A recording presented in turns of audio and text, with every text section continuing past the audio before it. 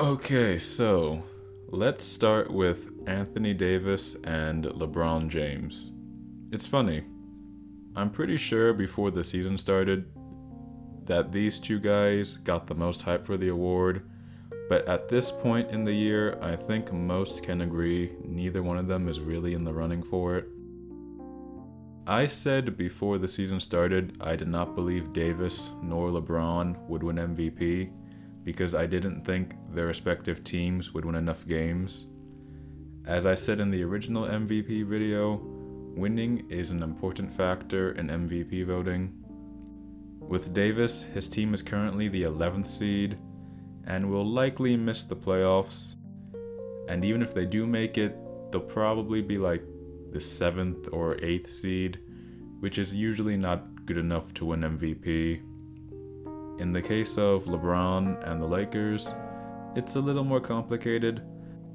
The Lakers started off the season kind of slow, but then they started winning, but now LeBron is out indefinitely.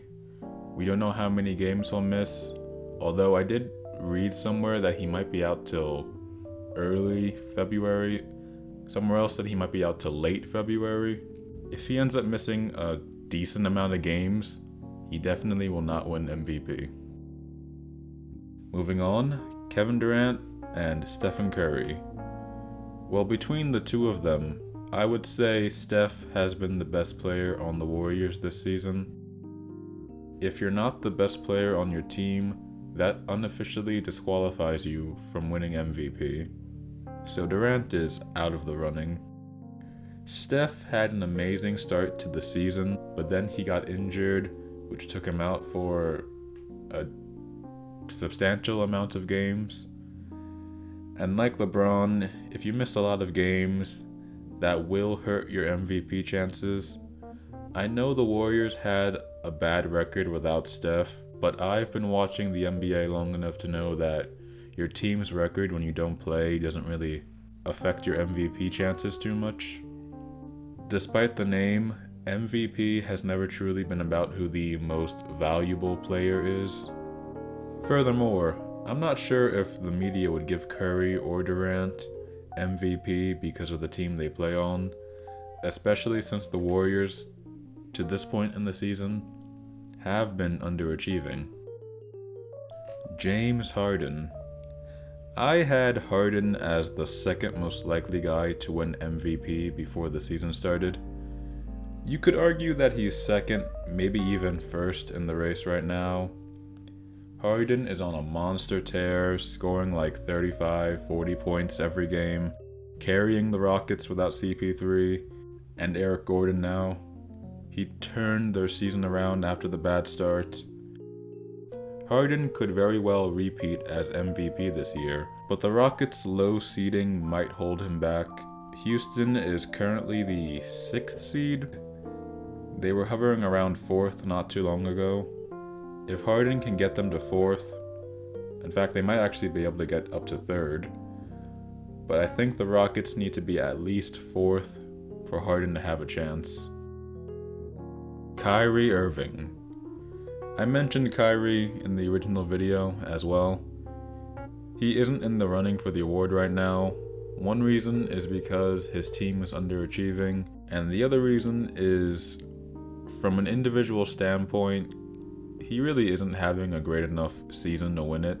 I'm not trying to say he's playing poorly or anything, just not MVP worthy. Kawhi Leonard. Kawhi was the guy I thought was going to win the award before the season started. And while I would still say Kawhi is in the top 2 or 3 right now, he's no longer my number 1. Because he's been missing too many games, and by the end of the year he might only end up playing like... That damn bird. And by the end of the season he might end up only playing like, 68 games. But Kawhi is putting up good stats. His team is winning. Currently, they're basically tied with Milwaukee for the 1 seed, although the Raptors have the slight edge right now. So I was right about the Raptors being like a 60-winish team. Called it. Not really a bold prediction.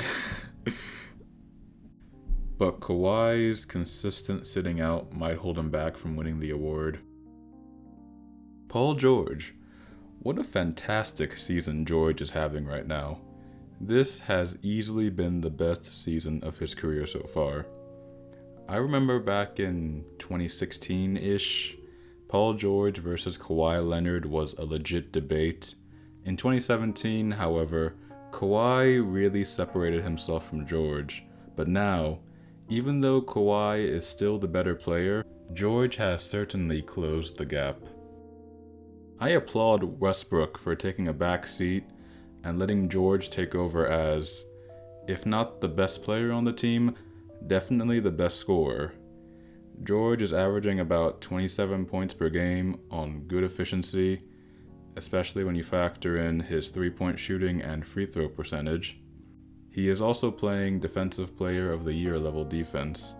On top of all of this, his team is winning.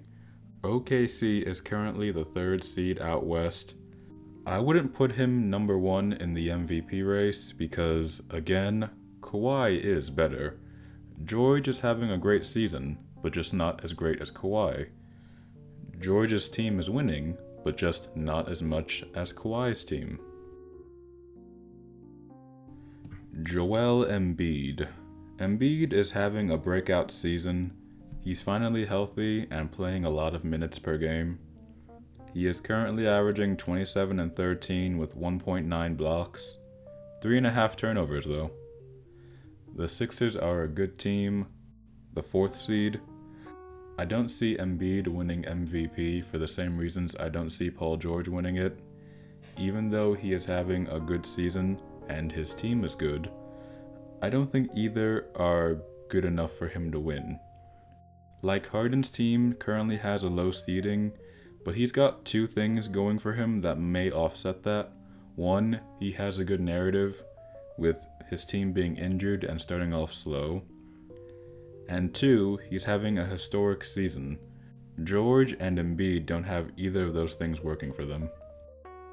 Before I get to my number 1 pick for MVP, someone else worth mentioning is Nikola Jokic of the Denver Nuggets.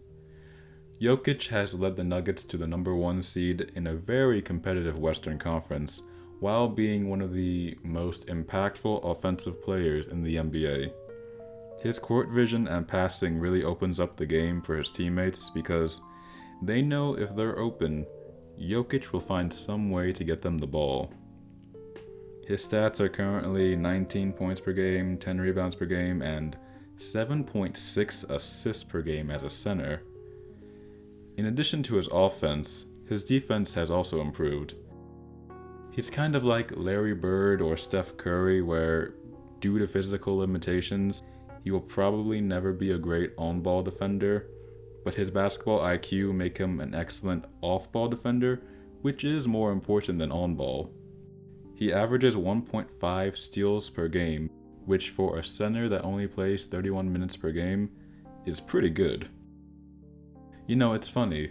If Jokic were to win MVP this year, I could totally see him in 5 or 10 years getting the Steve Nash treatment, where people who didn't watch him play will look at his stats and be like, he didn't deserve MVP. How do you win MVP only averaging 18, 19 points? Jokic has a lot of good things going for him right now.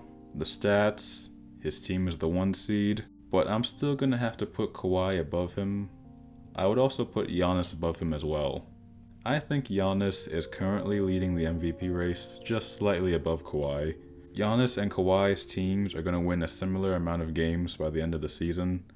So what it will really come down to is who is having the better year individually. While Kawhi has been great, Giannis I think is having the slightly better season. Let's start with the stats. 26.6 points per game, 12.8 rebounds per game, 6.6 assists per game, 1.5 blocks per game, and 1.3 steals per game on 58% shooting. But these stats don't even fully convey how dominant this guy is. He's like the modern day Shaq. Teams and coaches know he can't shoot. They know he's going to the paint, but they still can't stop him. So yeah, if I had to rank the MVP candidates, this would be my top 6. After Giannis and Kawhi, it gets kind of muddy. You really could rearrange any of those four guys. Hell, you might even be able to put Harden in at number 2 instead of Kawhi.